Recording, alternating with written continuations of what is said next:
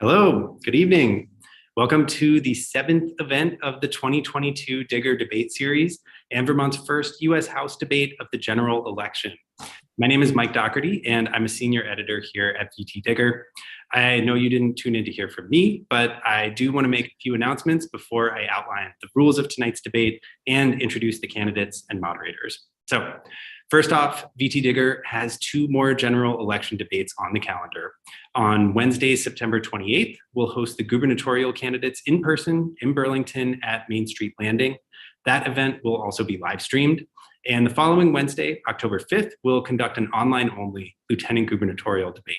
Both events will start at 6 p.m., and you'll find more details at vtdigger.org. I'd also like to mention that VTDigger is a nonprofit news organization powered by our contributing members.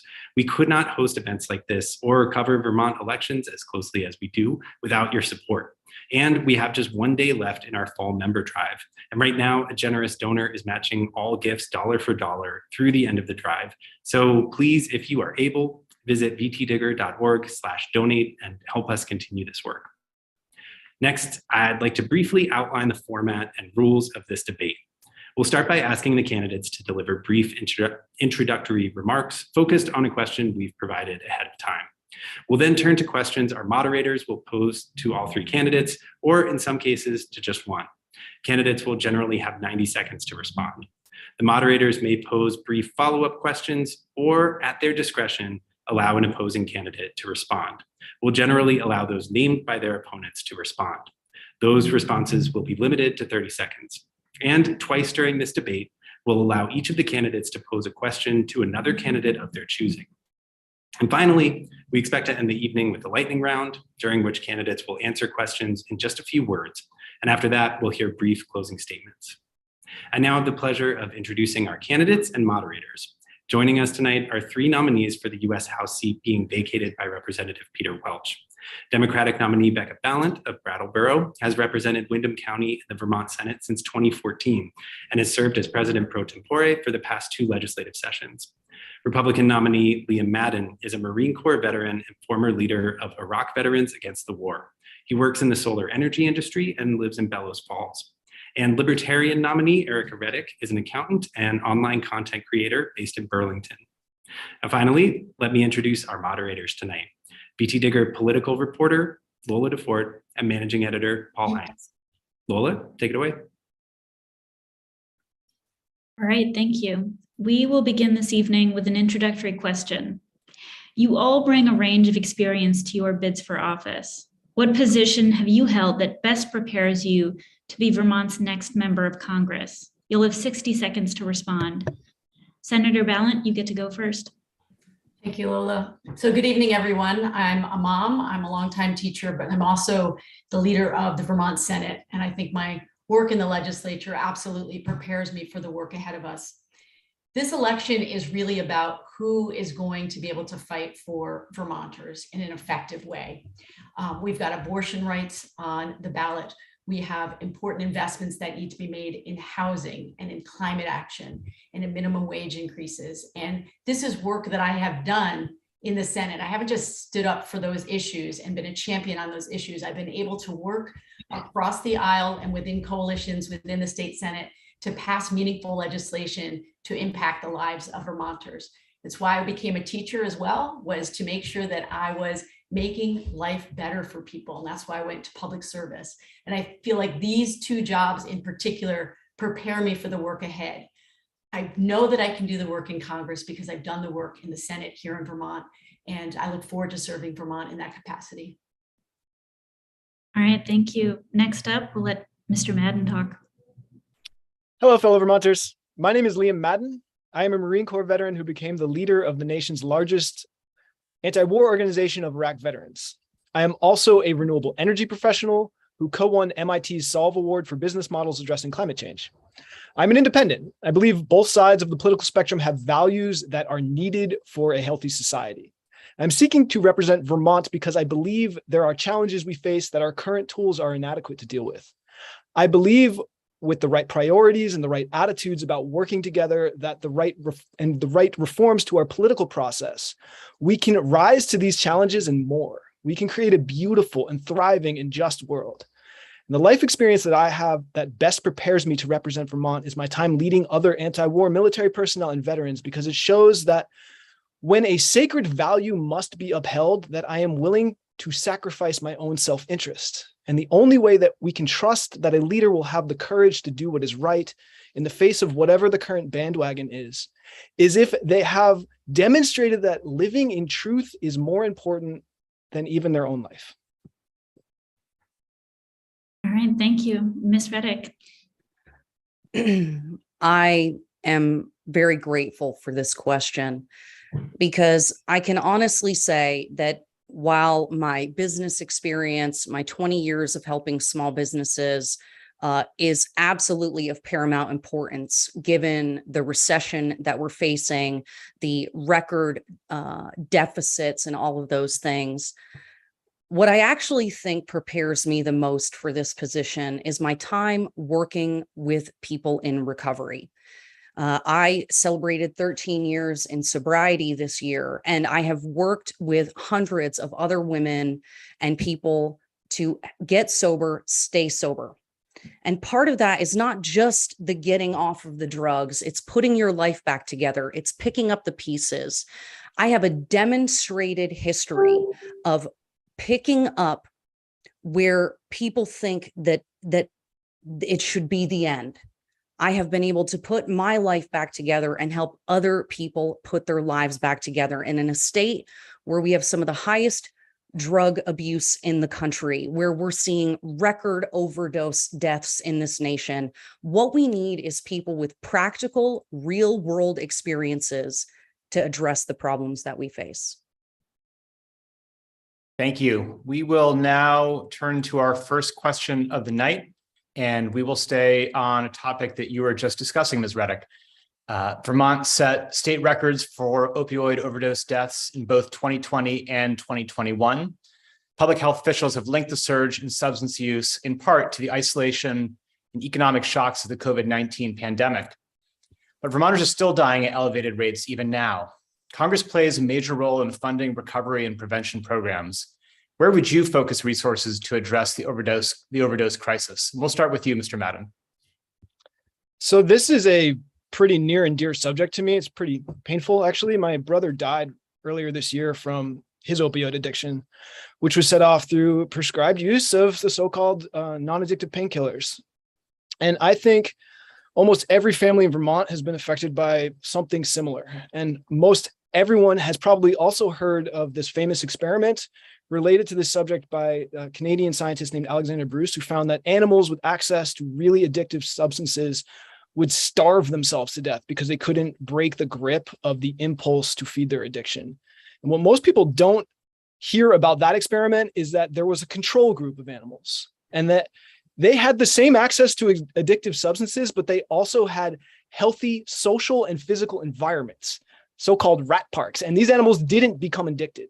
And I'm not saying my brother is exempt from personal responsibility for the way his life turned out, but we can't understand his life or really anything absent context. And the context of the opioid epidemic is that the physical and social environments we live in are no longer providing protection from despair and lack of purpose that fuels addiction. And I'd like to approach our response to this crisis not only by providing federal support for long-term rehab facilities and the kind of services that support organizations like Jenna's Promise and Johnson are providing to people once they leave rehab, but to also think bigger and further upstream and instill into our education system the kind of experiences, the kinds of rites of passage that ground people's lives in purpose and connection. Because the best way to deal and prevent addiction is with connection and purpose. Thank you, Mr. Madden. Ms. Reddick, where would you focus federal resources to address the overdose crisis? Well, the main place that we need to make sure we're focusing federal resources is our southern border. My nephew is a Border Patrol agent in South Texas and has been for several years. And I've known about this crisis since long before 2016. And so when we're talking about federal resources, what we really need to be doing is securing our southern border. Record amounts of fentanyl are coming across our border, enough to kill every single American. Just 2 grains, fentanyl, the size of 2 grains of salt is enough to kill a single human being. And when you have to have 40 grams of that to be prosecuted as a trafficker, I mean, that's enough to kill 20,000 people before you even have the ability to put someone away for 5 years for that. So we need to change sentencing requirements and limits. Number one, we need to make sure that those who are trafficking drugs across our southern border are prosecuted and put in jail. We need to make sure that our law enforcement is well funded and has the resources that they need, because people are literally dying because of this administration's treatment of the southern border. We've got organizations like Jenna's Promise in Johnson. We've got sober houses that are overrun with people they cannot help anymore. The opioid crisis in Vermont has been going on for decades. It's time to stop. Thank you. Senator Balint, now to you. Thank you. I just want to start by saying, Liam, I'm very sorry to hear that. I'm sure that's absolutely devastating. And your candor is something that I know so many Vermonters will identify with. It is, as you said, it is touching every community. It's basically touching every school that I talk to. And I just want to start by saying I'm really sorry. Thank you, Becca. We have to invest a lot of our resources, both at the federal and at the state level, in harm reduction first. And my colleagues here on the Zoom have all talked about the incredible work done at Jenna's Promise. And it really is a model for how communities can really speak to the issue that Liam also talked about with connection. Is a very big part of this, but we don't have enough attention put even here in Vermont on harm reduction. We passed a law in the state Senate last year, making it easier for people to get access to syringe services. And again, we know that is something that reduces harm. That always should be our focus. So putting effort into making sure we have more counselors trained. We know that we have a big shortage nationally and here in Vermont of people who can help with treatment. I also want to say we need to understand that the amount of time that we give people to go through rehab is not enough time. And I've heard this time and time again from people out in the field. Relapse is a part of recovery in the same way that I'm an asthmatic and I will relapse again. And that doesn't mean there's something wrong with me, but harm reduction first, that has to be our focus. Thank you, Senator Balint. Our next question comes from Bud Haas of Bradford. He writes, 72 U.S. House Democrats said last Friday that they oppose including legislation to change federal energy permitting laws in a funding bill to keep the government running at the end of September. Senator Joe Manchin's proposal, which Senator Chuck Schumer privately included in government funding legislation, requires the completion of a gas pipeline and would modify the Clean Water Act by setting time limits on environmental lawsuits and set time limits on how long environmental reviews for large industrial projects can take. Representative Peter Welch, whose seat you're running for, was not one of the 72 House Democrats to sign the letter opposing the deal, but Senator Bernie Sanders has spoken out against the deal. Would you, as Vermont's House member, oppose the government funding bill if it included the Manchin proposal? And we'll start with you, Senator Balint.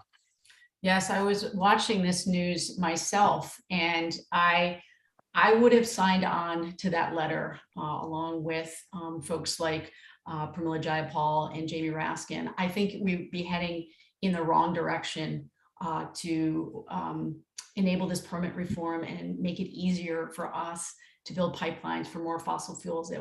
We're heading in the wrong direction. We should be doing everything that we can to reduce our use. And yes, I would have signed on to the letter. Ms. Reddick, would you, as Vermont's House member, oppose the government funding bill if it included the Manchin proposal?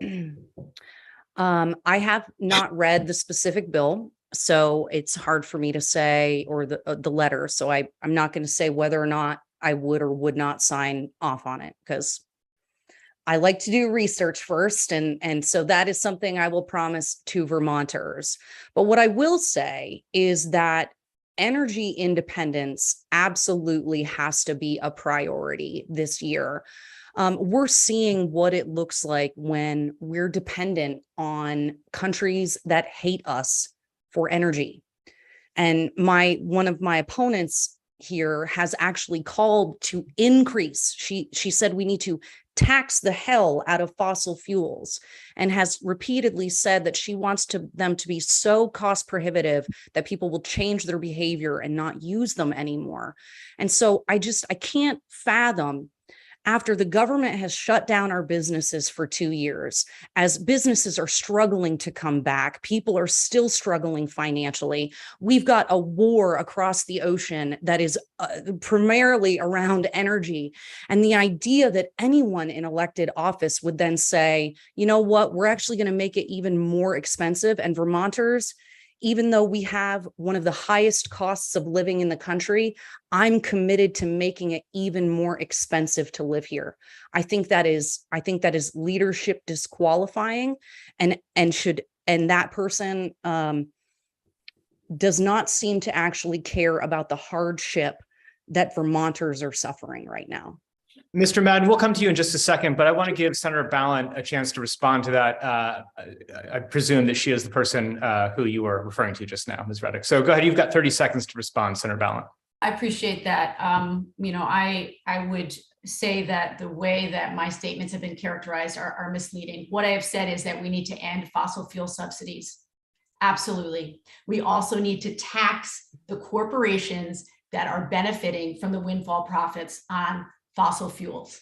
And it is my sincere hope that in the rest of this debate that we won't mischaracterize what we've each said. It is very important to me that we, at this time of rising inflation, deal with the fact that there are people getting incredibly wealthy off of regular Vermonters and fuel costs. Mr. Madden, we're going to go to you now to answer the question, which is that if you were Vermont's House member, would you oppose the government funding bill if it included the Manchin side deal? Well, I also haven't read this proposal, so I would like to read that before I get a chance to give you an honest answer. But I think time limits on environmental reviews make sense, but it matters how long those time limits are.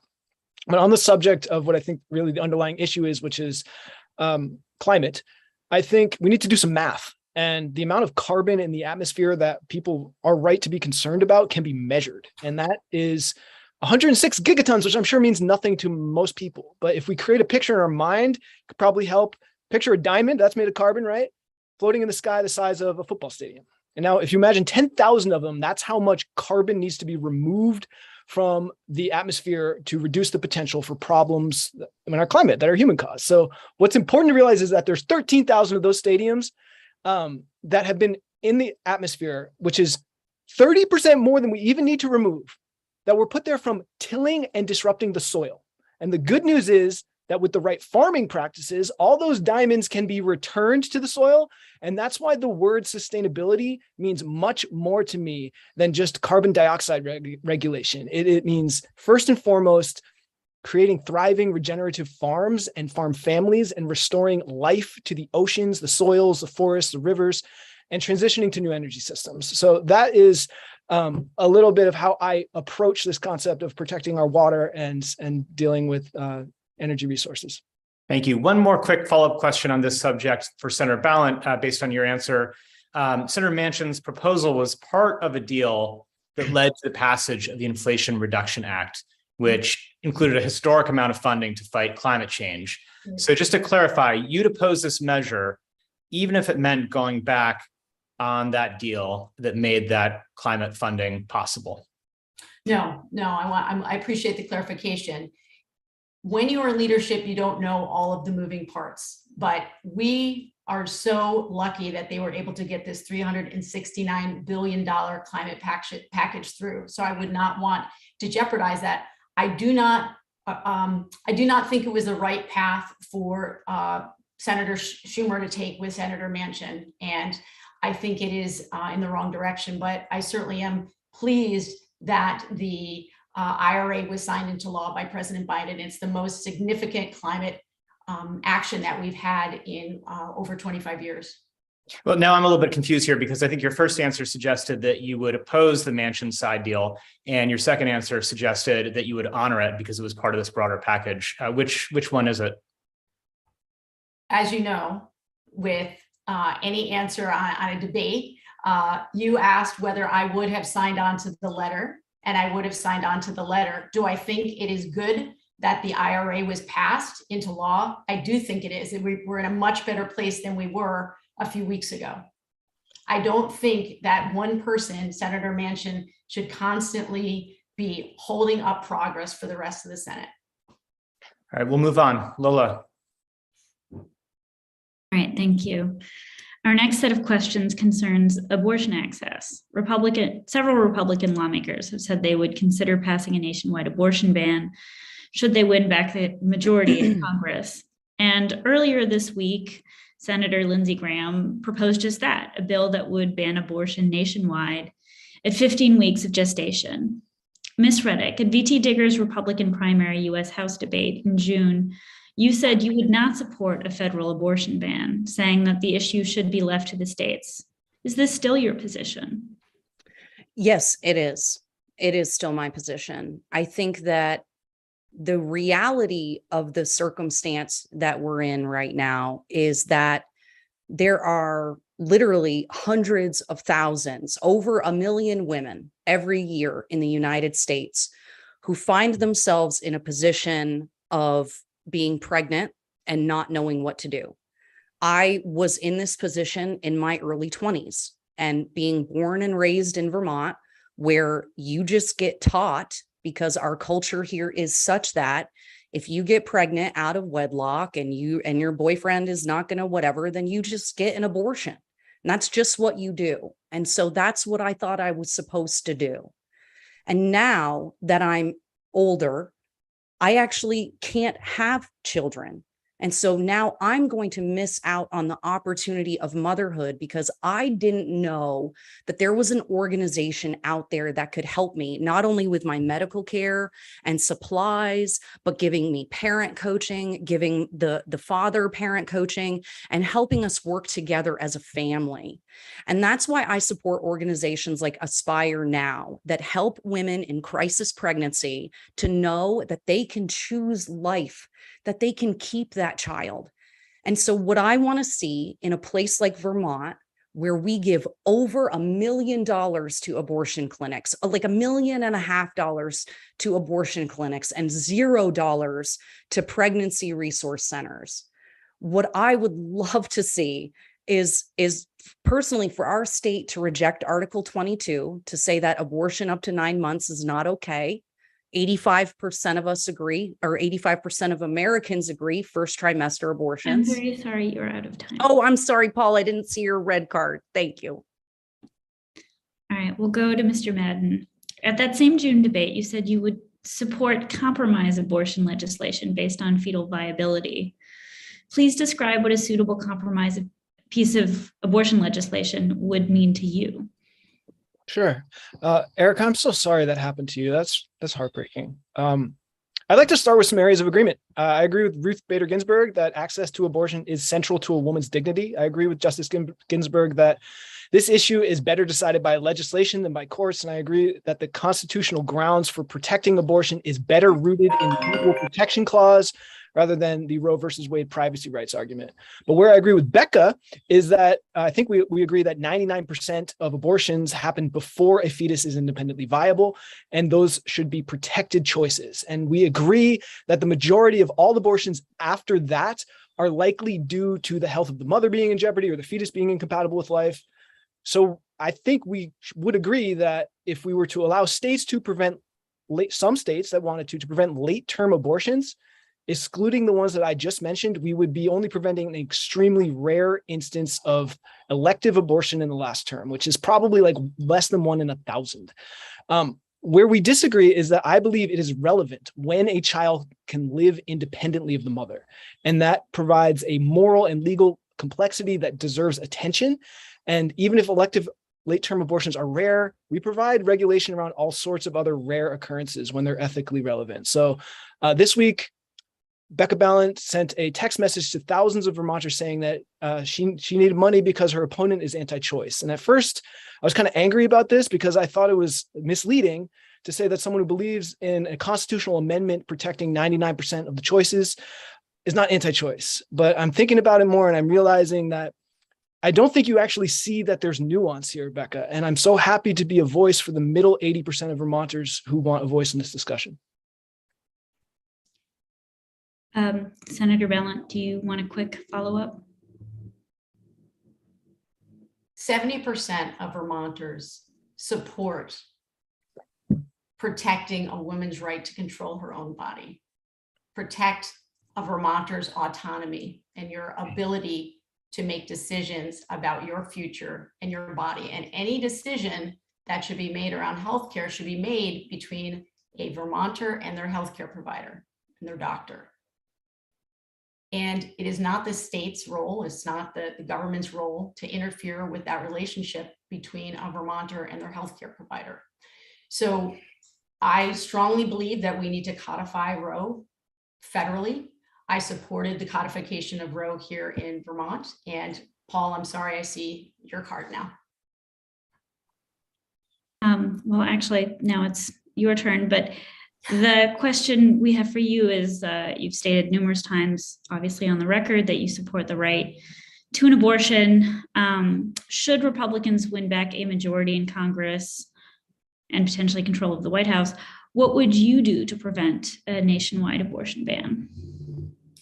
So I think we saw a lot of hope coming out of Kansas a few weeks ago when a lot of women who didn't necessarily feel activated to weigh in on politics in the past saw that Roe v. Wade was on the ballot and their reproductive rights were on the ballot. So I just want to say, I don't think it's a foregone conclusion that the Democrats will lose the House.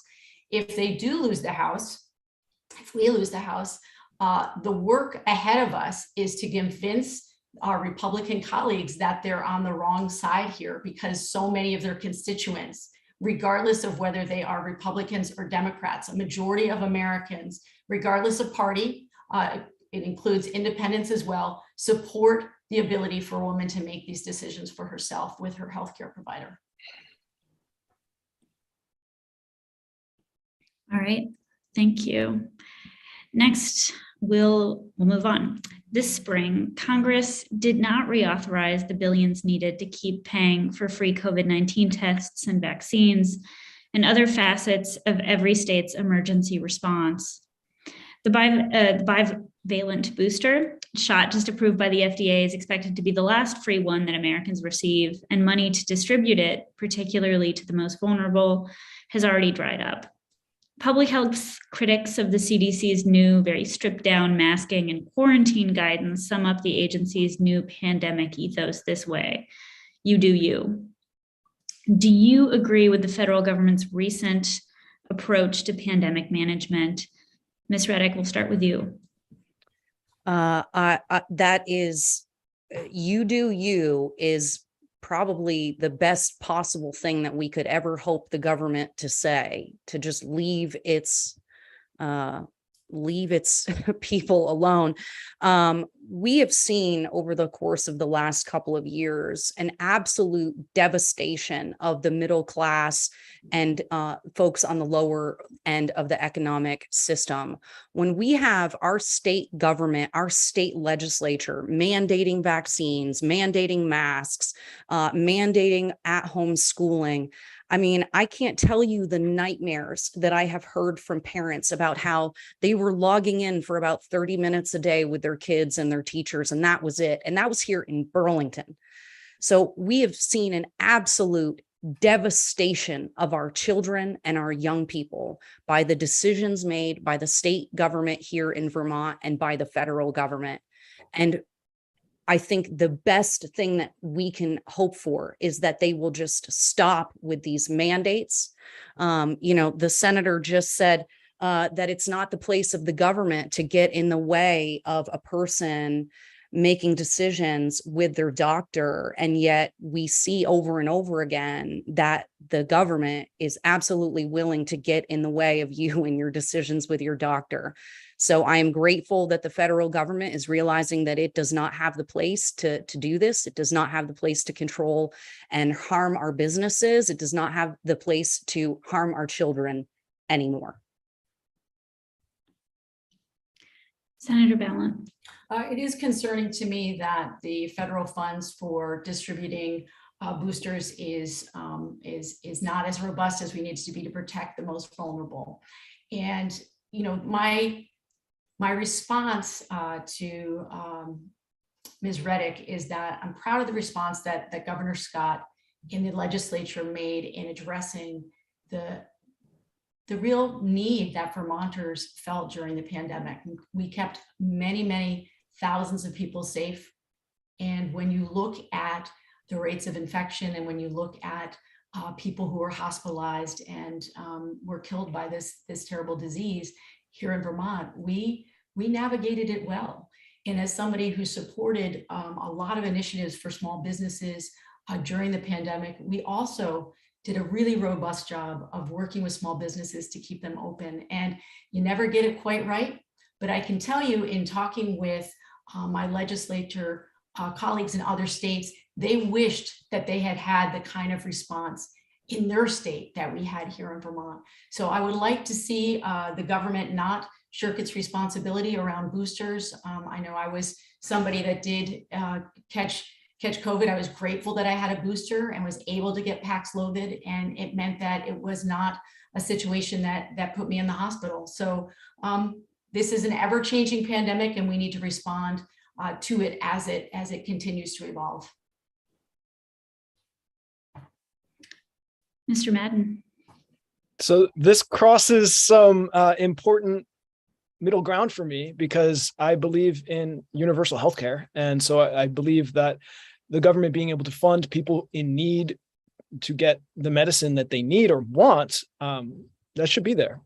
On the other hand, on the issue of the pandemic response, many of the world's leading academic epidemiologists agree that the way the public health authorities in the United States responded to COVID-19 was a contradiction to decades of pandemic preparedness best practices. So we're talking about the leading scholars at Johns Hopkins and Harvard and Oxford and Stanford, calling for focused protection of the vulnerable as the most sensible, the most cost-effective way to reduce the effect of COVID in our lives. And they think that the idea of lockdowns and mandates and censorship and the stifling of the debate of scientific debates is just dangerous to society. And they don't mean cost-effective just on economic grounds. They mean it in terms of access to children having education, or all of us having access to other forms of healthcare and our civil liberties and constitutional rights. So I think we need to measure our response across more than one narrow health outcome.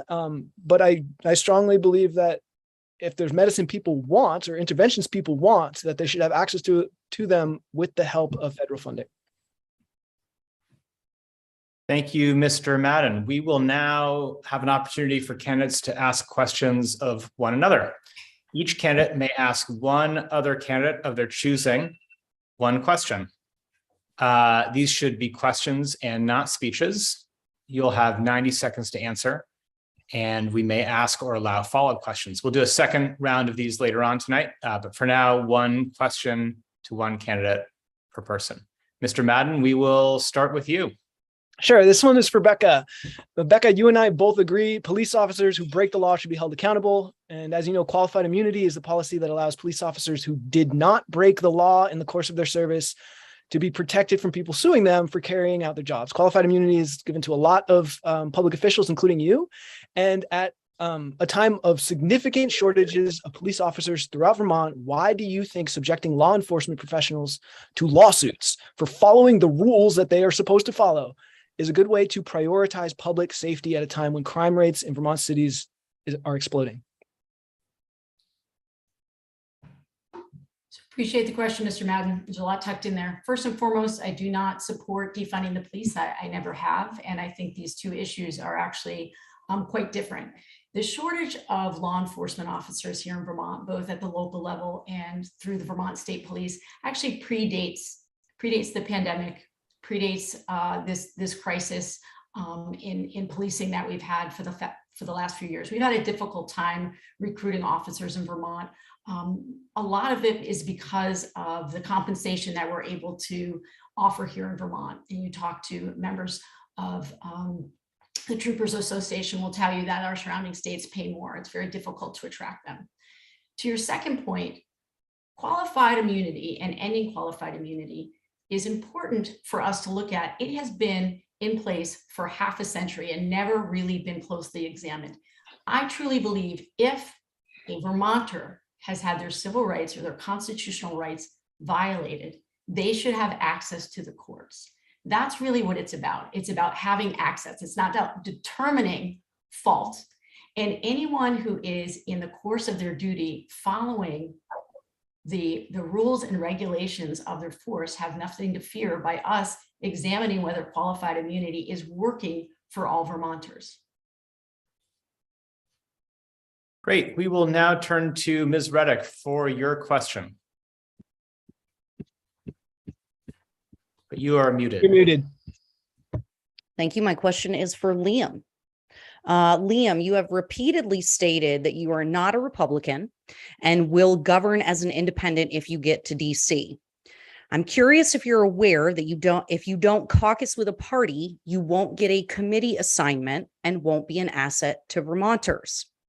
So my question to you is this: do you want to tell Vermonters right now that you will not be, that you will be an independent and provide Vermont no value in Congress? Or, since you're not a Republican, that you, like Becca Balint, will caucus with the Democrats?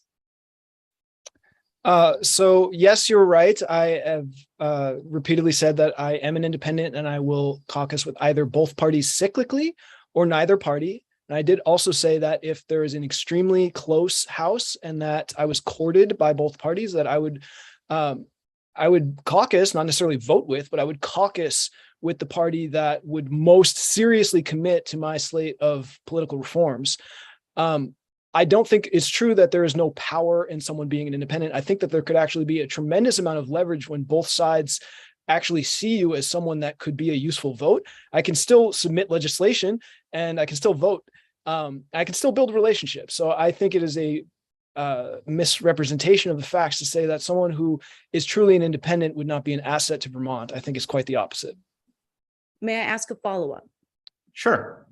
Okay, I just want to be clear that you believe that the Democrat and Republican leadership in Congress will want someone who is going to just flip-flop back and forth and not be committed to them or to a cause or to one thing in particular. So even though you won't be on a committee, you think that leadership is going to be okay with you just moving around? I don't really care what the leadership of the Republican and Democratic Party want. I know that they care about votes. And if they want a good relationship with me, they'll probably see me as someone that is potentially a vote for either side depending on the issue. So I don't care what they want, but I understand that they want votes and that gives me some leverage at least. Okay. And so you're okay with not being on a committee where you can have a say and build tenure? I don't think it's, like that. First of all, I believe in term limits. So I don't think that I'm trying to build tenure for the long haul like Patrick Leahy or Peter Welch, but I don't think it's a foregone conclusion that I am not on a committee. I think that there's leverage that can be applied to leadership if you're an independent and you actually can sway certain votes, because I'm not a party line voter on either side. So I think it's a mistake for you to assume that I would not have a committee assignment. All right, we'll move on. And Senator Balint, it is now your turn to ask another candidate a question. Thank you. This is a question for Liam Madden. Liam, in a recent interview, you talked about sort of your sense of what kind of gun control measures could be used locally by these sort of local authorities that distribute guns. And I'm wondering, when you look ahead to the federal government, what are some concrete steps that you will take at the federal level to try to address the issue of gun violence? Thank you, Becca. Yes, I believe that the gun violence epidemic in our society is a serious problem, and that both sides need to find a new middle ground where actual conversation can happen and we're not just stuck in dogma. I believe with many liberals that background checks and red flag laws are good policy. And I think red flag laws would need due process to be really prompt afterwards. But I don't think they're actually going to do that much, which is the problem. And I agree with conservatives in opposing federal assault weapons bans.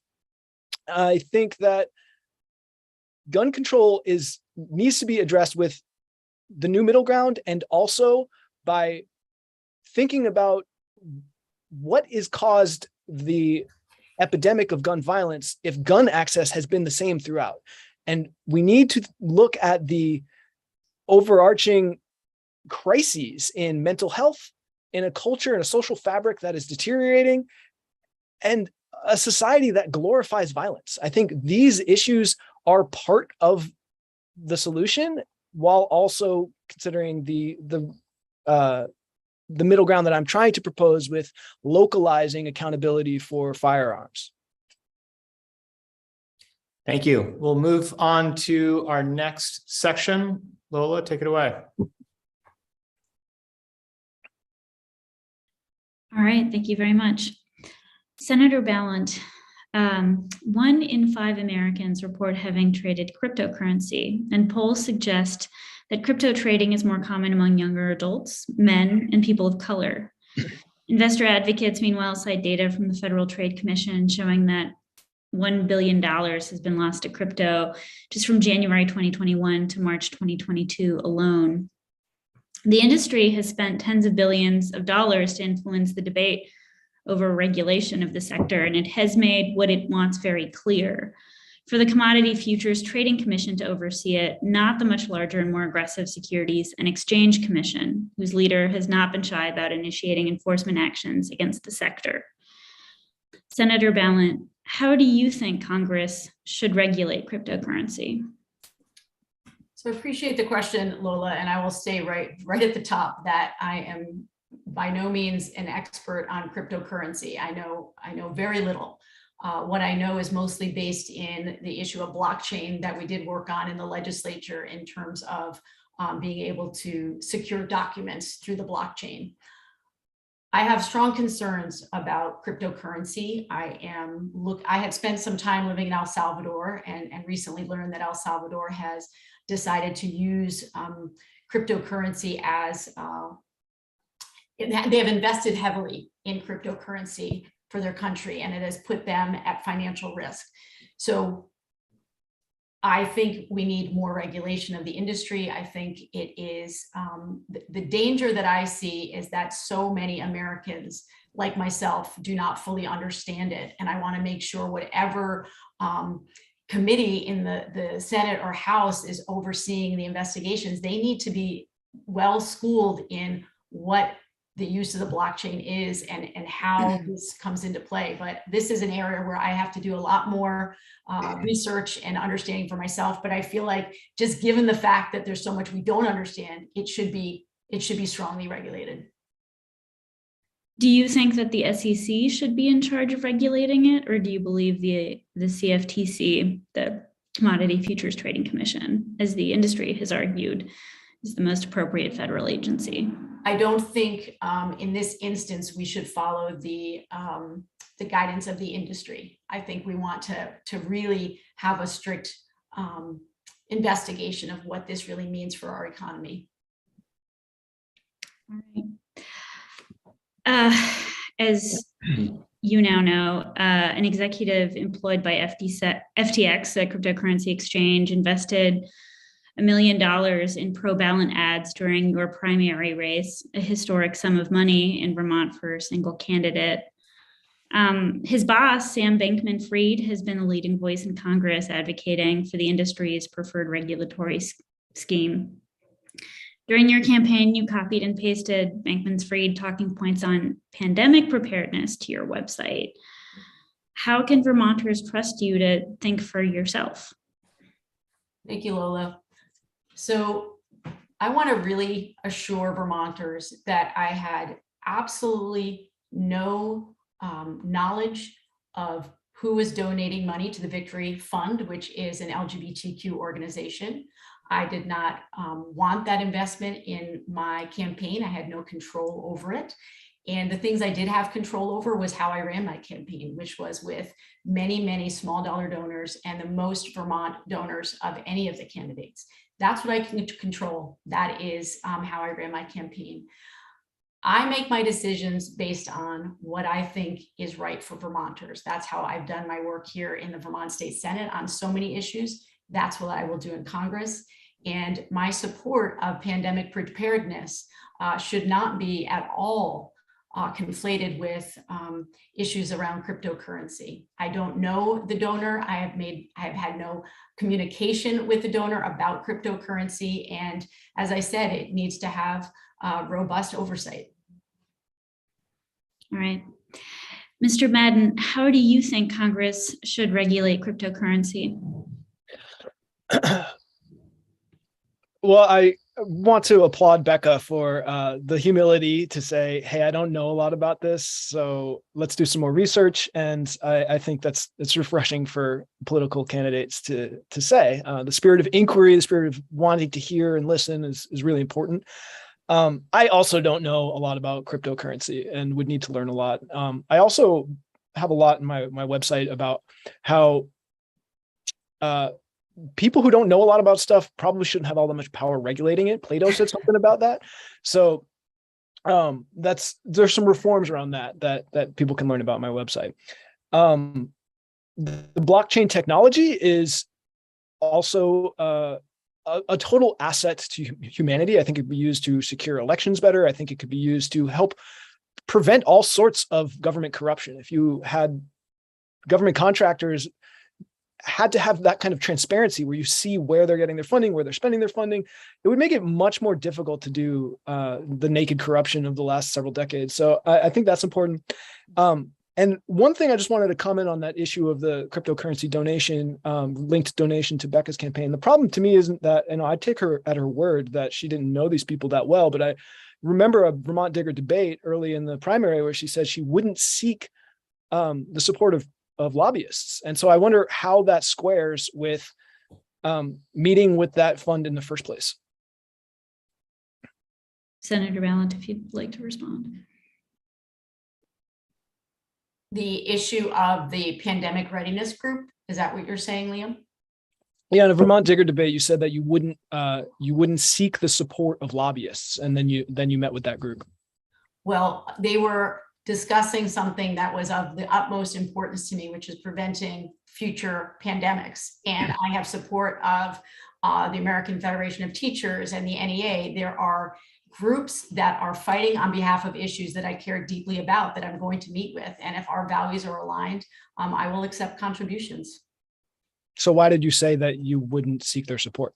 I was talking about individual lobbyists that had no ties to issues that I was working on behalf of, like the American Federation of Teachers, the NEA, the pipe fitters, so forth. I receive money from groups that I'm in alignment with on a whole host of policies. All right. I think we'll move on and give Ms. Reddick a chance to weigh in. What do you think about how Congress should regulate the cryptocurrency industry? Well, I think the first thing to note is that the point of cryptocurrency is for it to not be part of the government. So I don't think that we should be looking to regulate it at all. Although my understanding is the president has issued some executive order regarding cryptocurrency. So I don't think that's a good thing, to be frank. I think that we should not do that. I would just like to say, though, I think it's really interesting, given the conversation, that a lobbyist is only a lobbyist when we agree with them. And I think that that's really part of the issue in this campaign is that the grassroots voices of Vermonters are being drowned out by special interest groups and lobbyists pouring tons and tons of money into one side of this campaign. And so, and when that money means that other people don't get into debates. It means they don't get included in conversations. It means the press doesn't take them seriously. It's very clear that this election was bought and paid for by lobbyists and special interest groups. And I think that that's really too bad, because the voice of working class Vermonters is really being excluded in many ways from this campaign. Thank you. We will now move on to the next question. Ukraine has recaptured more than 1,000 square miles of territory over the past week, driving Russia out of large swaths of the Northeast. The U.S. has played an important role in bolstering the Ukrainian government and people, investing more than $14 billion in security assistance this year alone. What more or less should the U.S. do to support Ukraine as it braces for potentially years of war with Russia? And Mr. Madden, we'll go to you first. Thank you for the question. I think that the United States should not be further involved in supporting the Ukrainian military efforts. I think our highest priority should be in using all of our diplomatic and economic and soft power leverage to bring both sides to the negotiating table as fast as possible. I think the risk of either a spiraling escalation or a long protracted war is very real in this situation. It might look like great news for the Ukrainian military at this moment, but the Russian army has a doctrine where they escalate to de-escalate, where they might use tactical nuclear weapons to scare opponents into thinking, oh, we shouldn't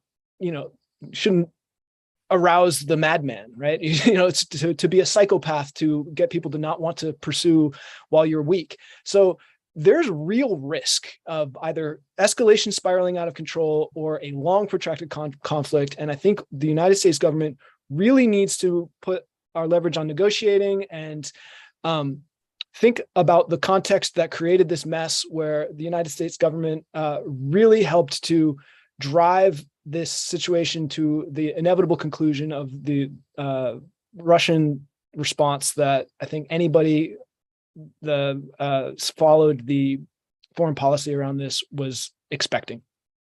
Thank you. Senator Ballant, what more or less should the U.S. do to support Ukraine? So I do think that we had some very good news out of Ukraine a few days ago, and it's very heartening to see the Ukrainians able to recapture lots of territory. However, I agree with Liam that it is not a foregone conclusion that Ukraine will continue to be successful. The main role that we have right now, I think, is to really step up our efforts at diplomacy. I think we should continue the aid that we've been giving them, which has allowed them to fight back. And I feel like this is not just about Ukraine. This is about democracy in Europe. We've seen the rise of fascist tendencies in Hungary with Viktor Orban, with Bolsonaro in Brazil, and Modi in India. So it is serious. An issue that we have to seriously be engaged on is fighting autocrats. But I think we need to rebuild our diplomatic corps. It was decimated under the last president, and we need to use a real forward-facing approach to being a peace broker between these two countries, because I do fear we're going to be in another situation like Russia and Afghanistan if we don't make some gains on the diplomatic front. Yeah. Ms. Reddick.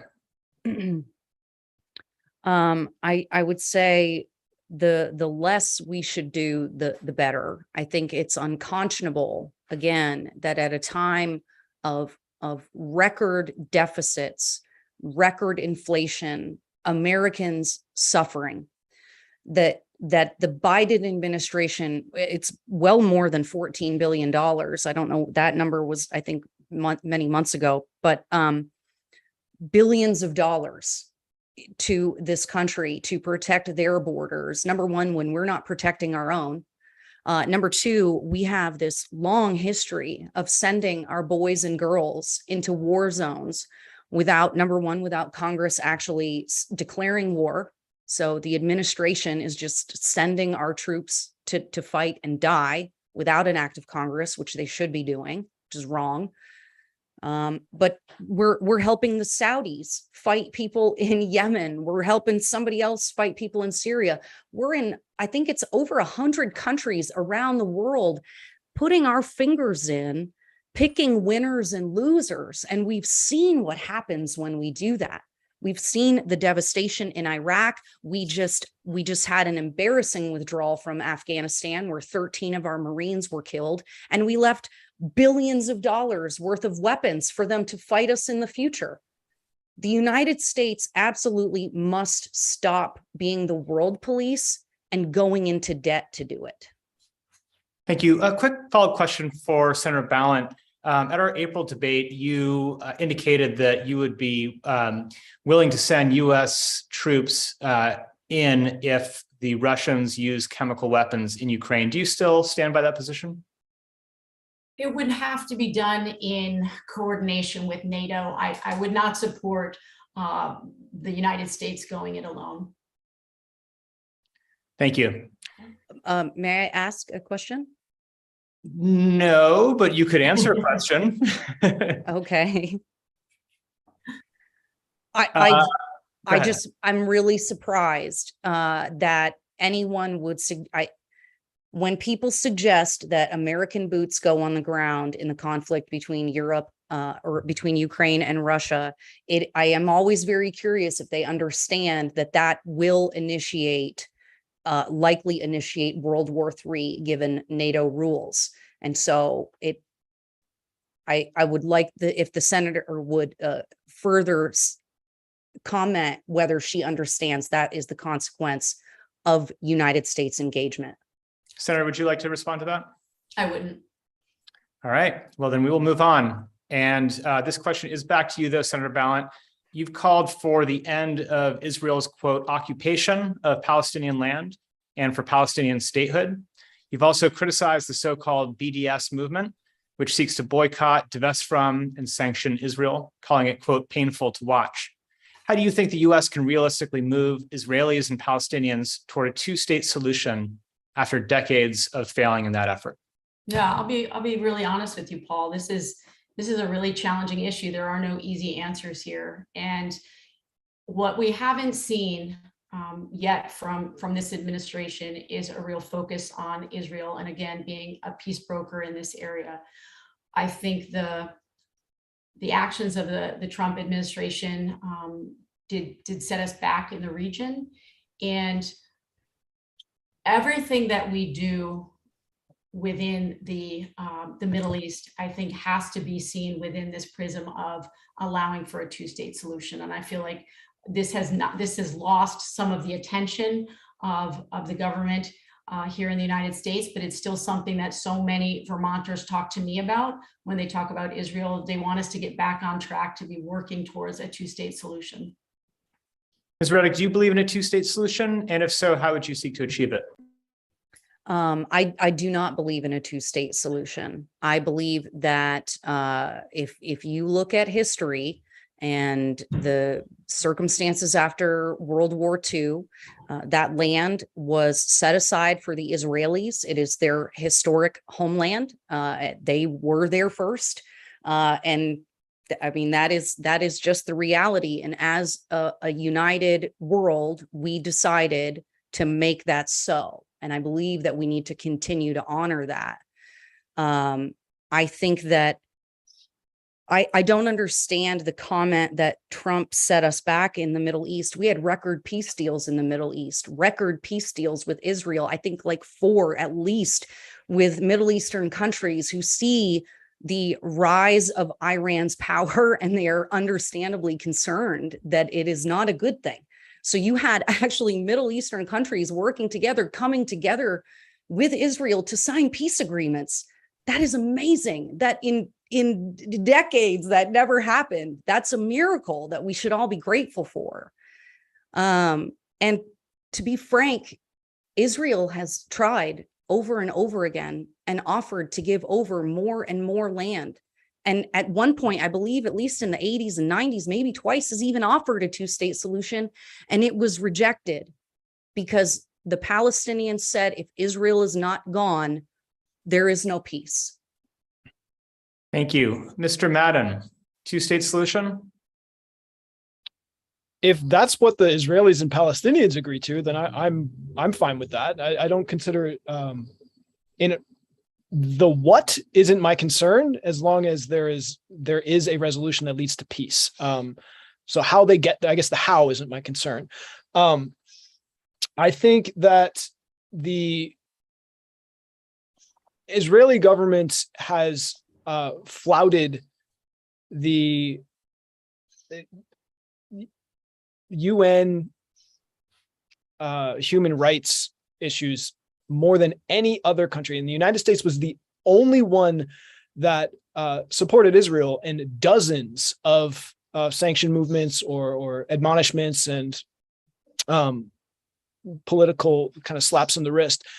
And I think that's really unfortunate. I think it sends a message that the Israeli government can have basically carte blanche support, no matter how they treat the Palestinian people. And I think we need to have a little bit more distance between the United States and Israel, because we're not the same country. Lots of politicians talk about like our interests are exactly overlapping and united.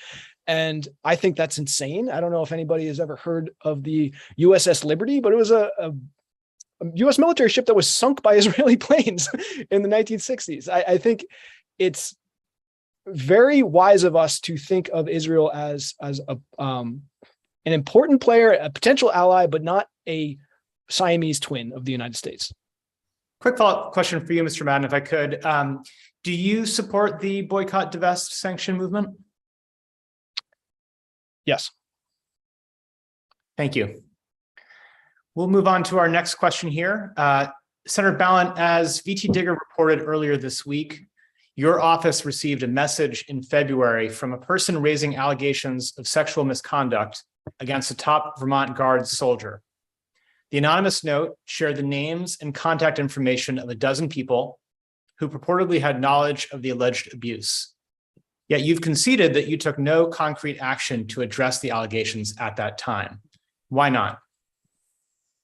I want to be clear, Paul, that we took the actions that we felt like we could from our office. And so let me just say up front, any allegation of harassment, of sexual assault by any employer in Vermont is devastating for anyone in that workplace. And we were very concerned when that came into our office. And the first thing that we did was reach out to the people that we reach out to when we get something like that, which is our legislative counsel. We sat down with our attorneys and said, what do we do with this? It's an anonymous, it's a very serious allegation. We're very concerned about this. And they said, your choices are limited. And we did what we thought was the right thing to do, which was to go to the committees of jurisdiction in the House, because we knew they were conducting hearings on the Guard, and met with the chair, who then took that information into the hearing. I know that there need to be changes in terms of oversight. In terms of my own actions coming from my office, the one thing I wish that I had done, which would be to put it on the desk of the governor, who is the commander in chief. But we don't have investigatory resources or authority, and the folks who were listed in the letter had not given consent for their names to be listed. And so we did what we felt were the right steps to protect this person within the confines of the resources that we had at our disposal. The legislature does not have broad authority over the Guard. The legislature does not have broad authority over the Guard, but 3 months later, in July or more months than that, you did, and your office did end up passing along this message to the Guard, but only after the Guard itself had put out a press release indicating that it was conducting some sort of an investigation. So I think the question is, why did you not do that earlier in February when you first received this letter? To be clear, Paul, we take these allegations very seriously. I take them very seriously. The very first thing that we did was to follow what we felt were the proper steps, meeting with our attorney to find out what were the choices available to us. We went to the committee of jurisdiction, who has the ability to question the guard in committee. And so that happened immediately. So I just want to clarify, that happened immediately. Well, to clarify, did the committee actually conduct oversight at that time? The committee was conducting hearings the week following. And so we knew that that was coming. So we handed it off to the chair of the committee that was going to be reviewing the report of the guard. And so we did what we felt like we had within our authority, which is why we need to change the system. There has to be more oversight, both for removing an adjutant general. I'm not saying it needs to be this adjutant general, but we have no mechanism to remove an adjutant general. We have no mechanism to really have an outside authority review the report from the guard.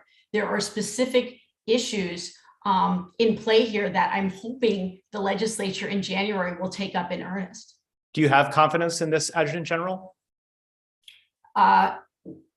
Insofar as I have the ability to assess his job from the reports that we get, I do. But again, I have a very limited knowledge. This falls under the purview of the governor, who is the one who is the commander in chief over the armed forces in Vermont. Mr. Madden, you served in the Marine Corps. Do you believe sexual misconduct in the military is an issue that needs to be addressed? And if so, what would you do about it? Oh, absolutely. It needs to be addressed. It's a huge issue. So I don't know the stat off the top of my head, but it was staggering how much of a problem it was. I think the culture of the military needs to have mechanisms in place where people feel safe reporting these kinds of issues to outside of their command. That's really the showstopper, is that the chain of command is considered this really sacred thing, and to bypass that is considered sacrilege. And really the only way to get protection, if you're concerned about your chain of command being the source of these problems, is to be able to safely have mechanisms to reach outside of your chain of command to report these issues. Ms. Reddick, what would you do to ensure that the military addresses sexual misconduct in its ranks? Well, one of the big challenges is the fact that the United States military, and particularly its mechanism for dealing with crimes of any kind, is completely outside of the jurisdiction of the United States government. So I'm trying to remember the exact name. The acronym is stuck in my head, but it's the Uniform Code. And I'm blanking on it exactly, but basically, if you do anything wrong, you are charged, tried, and maybe locked up. And the rules and ethics do not follow the same jurisprudence as the United States. And I think that that's a problem. I think that's one of the reasons why there's you have veterans who, as an example, on this stage, veterans who were, protesting certain wars. And if they do that, if they speak out against it, they lose their military benefits. You can lose your military benefits and your pensions and everything for showing up to work late. And so I think that there should probably be some more civilian oversight of the military's judicial system and process. And that way we don't have these circumstances where it's all just covered and kept under wraps. More transparency. Thank you. Lola? Thank you. The struggles of Vermont's small and medium-sized dairy operations in recent decades have been well documented. At the same time, we've learned more about the role that phosphorus runoff from farms has played in polluting Vermont's rivers and lakes. What more should Congress do, if anything, to support the dairy industry? And what role can Congress play in ensuring that agriculture does not degrade water quality? Ms. Reddick, start with you. I love this question, especially because we have so many friends and family and supporters who are farmers. Really, the one word, a couple words that really need to be in the minds of every American is sustainability and regeneration. So when we talk about some of these outfits having, causing pollution and creating problems, many of them are actually these large corporate conglomerates that receive massive subsidies from the federal government. And so there's a real problem. And I've said, I feel like a broken record a little bit in here when I keep having to say that when the federal government picks winners and losers and gets in the way of people just being able to grow food and run their business, then we start to have problems. And so, and it was in fact the federal government who for decades literally shipped phosphorus up here on trains and trucks and told our farmers to pour this phosphorus all over their land. So a lot of the problems that we're having now are a result of the federal government and federal policies. So when we see that the federal government is creating our problems and then we go back to them and ask them for a solution, really the only solution is that they need to just kind of cut it out. We need to get the federal government out of it. We need to let farmers be farmers. We need to make sure that they have what they need for themselves to be successful. All right, Mr. Madden, you get to go next. Well, I'm reminded of that famous FDR quote that says, "A nation that destroys its soil destroys itself." I think this is an incredibly important issue, and I don't know anything about dairy farming. Let's be honest. So I really need to take a step back and just view this as agriculture as a whole, which I know a little bit more about. I think it's important that Vermont continues to have dairy farms, but I think it's more important that we just use our land for regenerative agriculture, and dairy can be that. But it doesn't necessarily need to be that. There might be other ways to transition that land to other forms of regenerative agriculture that match our ecosystem better or match the resources and skill sets we have better. So I'm not necessarily wedded to dairy, but I think it's something that fits into a regenerative agriculture paradigm, and I do support Vermont's dairy farmers. David Suzuki, famous environmentalist, says, "If we pollute the air, water, and soil that keeps us alive and destroy the biodiversity that allows natural systems to function, no amount of money will save us." So we do need to pay a lot of attention to how we're affecting our water, how we're affecting our soils.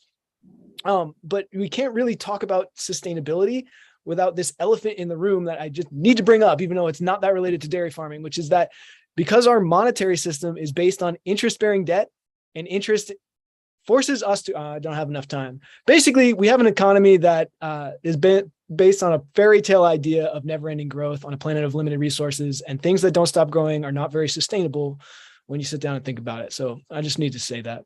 All right. Senator Ballant. So the ag. Oh, go ahead. The same question? Yes. Okay. Yes.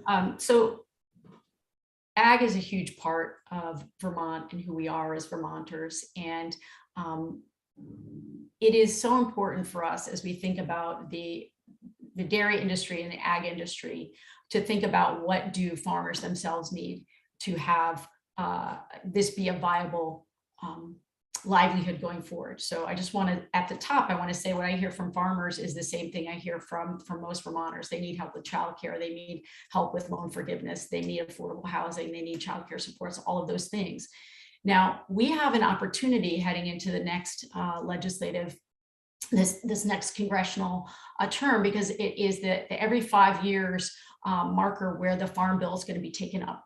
And I think where we have important work to do is where agriculture intersects with the environment. And we really need somebody in Congress who's going to be thinking about both these things at once. And yes, as Liam said, farmers are on the front lines of dealing with making sure we have soil that can sequester carbon and can make sure it can mitigate runoff, and practices that are healthy for the environment. But we also need a farm bill that is going to actually serve us on our smaller farms here in Vermont. It's really a bill designed for much larger agribusiness, and really hoping to spend the next few months coming up to speed. And if I am fortunate enough to represent Vermont, try to make a farm bill that really works for our farms here in Vermont. All right. One more question. Digital surveillance technology, including security camera footage and facial recognition software, has advanced tremendously in recent years. Many police departments are now utilizing these technologies, raising concerns about citizens' right to privacy. As a member of Congress, would you support law enforcement agencies' use of digital surveillance? And do you believe such police surveillance should be regulated? Mr. Madden, we'll start with you. Wow. Well, I get goosebumps thinking about there being that much surveillance and state power in our private lives. And I think there probably is a narrow place for this technology in law enforcement. I'm wary of. I supported Bernie Sanders being the lone voice against the Patriot Act in 2001, 2002.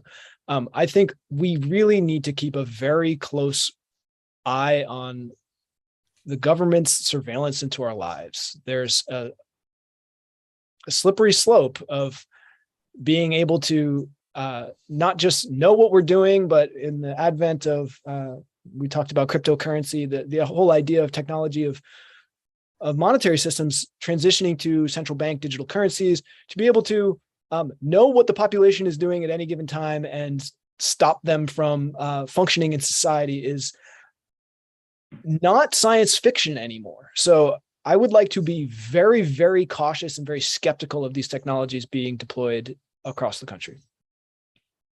Senator Ballant, you get to go next.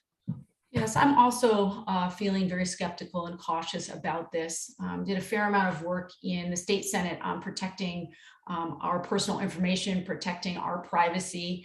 It is something that I'm very concerned about as a mom. I have a 12 and 14-year-old who are, regularly doing their work online. And I think, when we think about living in a surveillance society post-Patriot Act, I think a lot of Americans are growing increasingly uncomfortable with the level of surveillance we have. I can say on a personal level, having come from a family whose grandfather was killed in the Holocaust, whenever I see this creeping sense of surveillance, it makes me very uncomfortable. And I think we need to have really strict government oversight of this. And certainly where it intersects with law enforcement. We have seen the militarization of law enforcement in earnest since the Vietnam War. And I think we need to take a really hard look on what it is that we're asking law enforcement to do, and is it actually serving us? Ms. Reddick. I'm sorry, Ms. Reddick, you were muted. Interesting that all three of us seem to agree on this one topic. That's pretty fascinating. All across the spectrum. I agree. I think Americans should all be very concerned about any government organization, no matter what name is behind it, having surveillance capabilities over its citizens. I am not for that. I was not for the Patriot Act when it came out. I think that it is an absolute travesty what we're seeing. The government has the ability to just get your phone records, barely with a subpoena. I don't even know if they're making them show subpoenas anymore to Verizon and AT&T and all these companies. And so, we want to be careful, right? We don't want to be the far extreme where we get rid of qualified immunity and we defund the police and there's nothing there at all. But we also don't want to live in a surveillance state with a militarized police force. I think either of those extremes are a problem. And every American should be deeply, deeply concerned whenever the government wants to infringe and encroach further on your constitutional rights. Thank you very much. We will have time for one more round of questions from one candidate to another. And so please remember, no speeches, pick a candidate, ask a question, and we'll have 90 seconds for responses to each of them. Senator Ballant, you have the opportunity to ask a question of one of your rivals. This is a question for Liam Madden. Liam, what concrete steps would you take to alleviate the issue, really alleviate the suffering caused by racism in this country?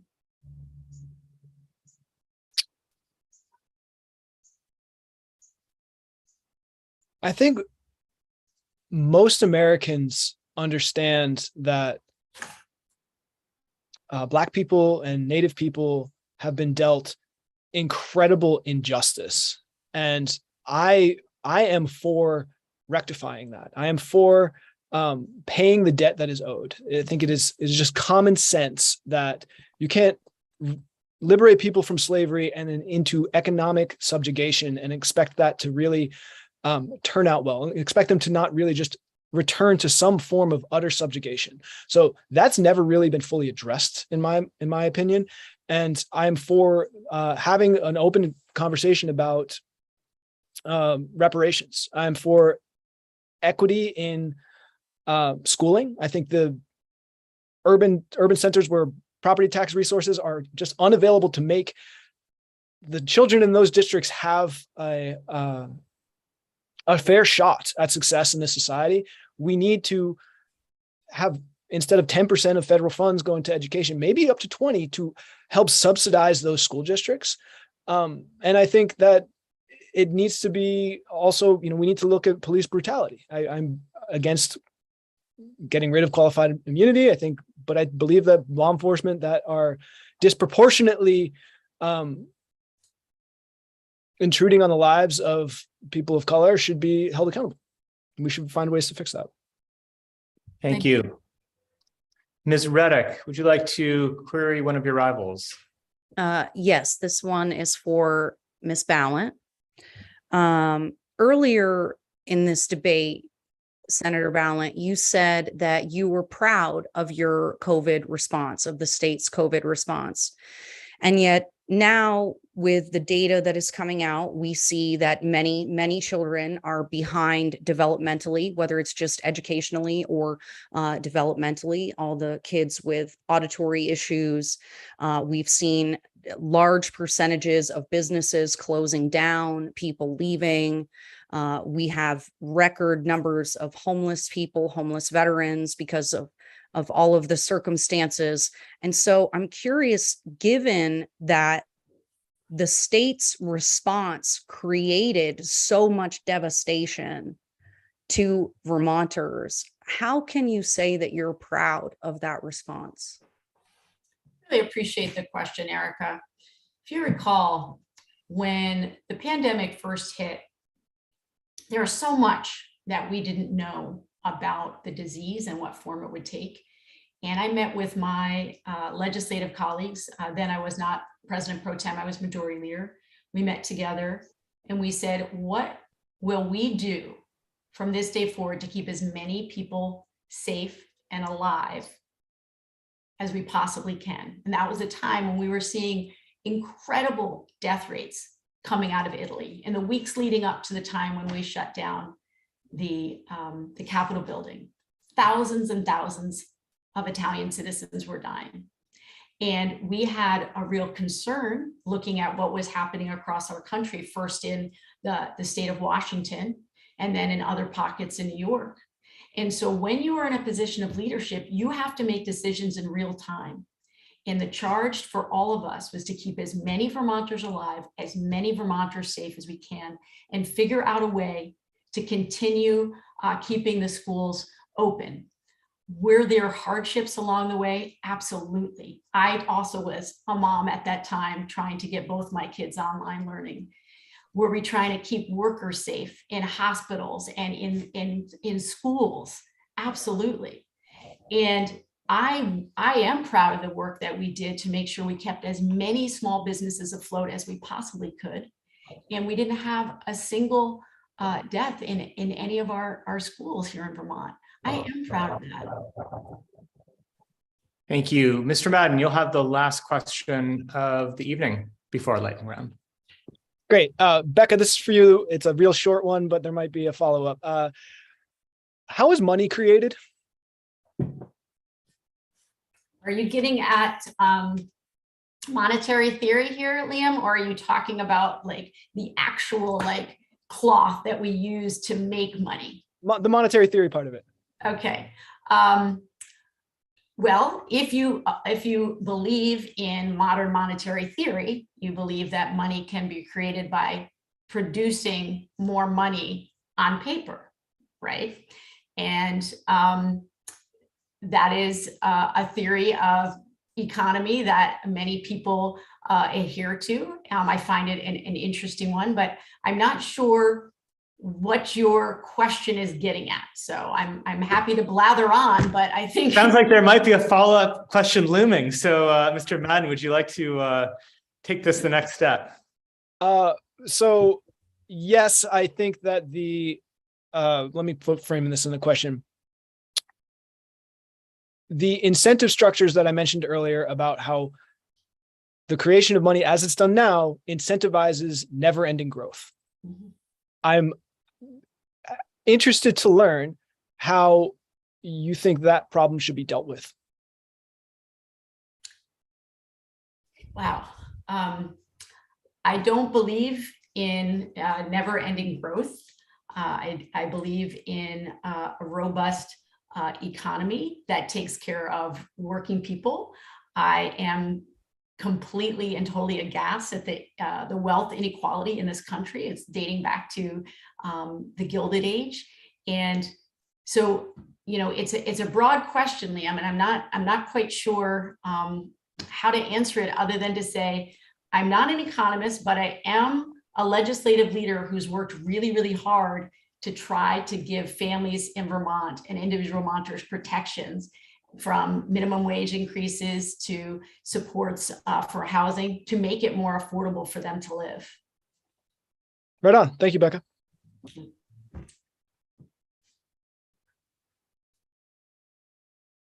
All right, we are going to move on to a lightning round.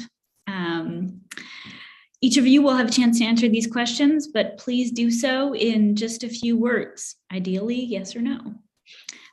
Assuming your party has control of the chamber, who would you support as House Majority Leader? Mr. Madden, we'll start with you. Well, I don't have a party. I would vote for the person, not the party. And I would probably vote against Nancy Pelosi if the Republican wasn't Lord Voldemort. All right, Senator Ballant. Well, the question was about majority leader and not speaker. So in any event, my answer is the same. I'm sorry, we should have said speaker. Okay. So there is right now, as we speak, a number of people who are interested in the job, and what they're going to have to do is talk to everybody in the caucus about their qualifications. It's not clear what will happen with the midterms, but they're each going to make their case, and I'm going to support the one who I feel is best prepared to carry on an agenda that's going to take care of working people. It's not clear how that's going to shake out. Ms. Riddick. I second Liam's statement, not Nancy Pelosi, as long as the Republican's not Lord Voldemort. There are a lot of really great House representatives right now, and many of them are up for re-election. So we're not even sure what our options are going to be to choose from. But I can assure you that it will be somebody who is strong on liberty and freedom. May I, Lola? May I follow up briefly? Very briefly. I just think it's interesting that both my colleagues here have likened the Speaker of the House to Lord Voldemort, and I just want to be clear that I'm just trying to understand the comparison you're making, and I think as one of the few women who's ever ascended to that position, has been incredibly successful at passing legislation, I just didn't want that to go unnoticed. I think we both said that we would not pick Nancy Pelosi, and we also wouldn't pick the Republican if it was Lord Voldemort. I think that was what we both said. Thank you for the clarification, Erica. I Great appreciate question. that. Thank you. All right. What is one issue or policy about which you disagree with your party leadership? Senator Ballant, we'll start with you.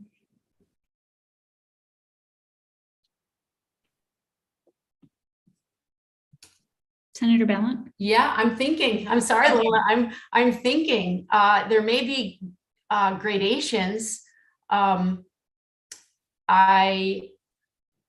gonna have to pause. I can't think of anything at this moment, but.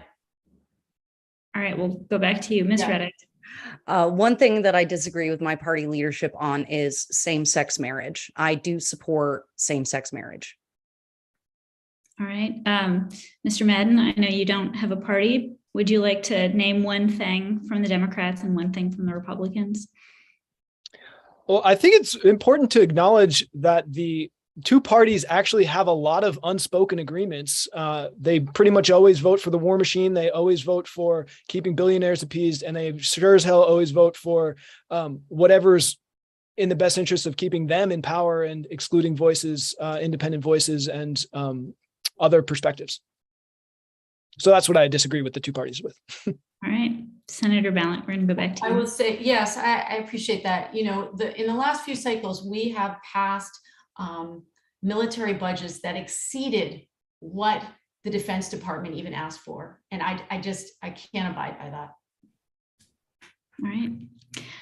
Should Congress abolish the death penalty? This would be a great yes or no. Ms. Reddick. Undecided. Senator Ballant. It's just, should the federal government abolish the death penalty? Yes. Yes. Mr. Madden. I'm saying yes for the federal government, but if the states were to decide that on their own, that'd be fine. Okay. Should Congress grant statehood to Washington, D.C. and Puerto Rico? Mr. Madden. No. Ms. Reddick. No. Senator Ballant. Yes. Should the Electoral College be abolished? Senator Ballant. Yes. Mr. Ballant. Mr. Madden. Yes. Ms. Reddick. Absolutely not. All right. Should Black Americans receive reparations? Senator Ballant. I believe that should be on the table. Absolutely. How it's structured matters, but there is repair that needs to be done there economically. All right. Ms. Reddick. That is a really interesting question. We have discussed a lot. Frankly, I would be open to it, given the fact that the United States did break its promise after Reconstruction. However, we have a ton of programs that have been put into place, like the Platinum Plan, like economic opportunity zones, that are specifically intended to focus on communities of color. So it would have to be, we would have to really, really look at how it was being administered and calculated. Mr. Madden, you've already touched on this. Do you want a few more words? I'll just say yes. I think it needs to be dramatically disproportionately funded by the very wealthiest in society. All right. And then one last question, and we'll let you have your last words. Authorizations for the use of military force passed after the attacks of September 11th and in the run-up to the Iraq War are still being used today to justify U.S. intervention abroad without direct congressional approval. Would you seek to repeal those authorizations, Mr. Madden? Yes. Senator Ballant? Yes, we must have direct congressional approval. Ms. Reddick? Yes, I would. All right. Thank you so much. We will now offer each of you the opportunity to make brief closing statements. You'll each have 60 seconds. Senator Ballant, we'll start with you. Well, thank you all for all of you who tuned in tonight. Really appreciate your engagement in the political process. I'm a mom from Brattleboro. I have a 12-year-old and a 14-year-old. I taught for many years in the public schools, mostly middle school. And I bring the same lessons that I learned in those classrooms to me into the State House to work on behalf of Vermont's families. And I'm the only person on this Zoom tonight who has actually passed legislation that has brought housing to Vermonters, that has increased the minimum wage, that has protected reproductive rights. And I'm proud of the record that I have, but I want to say all of the work that I've done here in Vermont has done because I have always been focused on alleviating suffering of the people in my community, in my state. And that is exactly how I will lead in Congress. Thank you and have a good night. Ms. Reddick.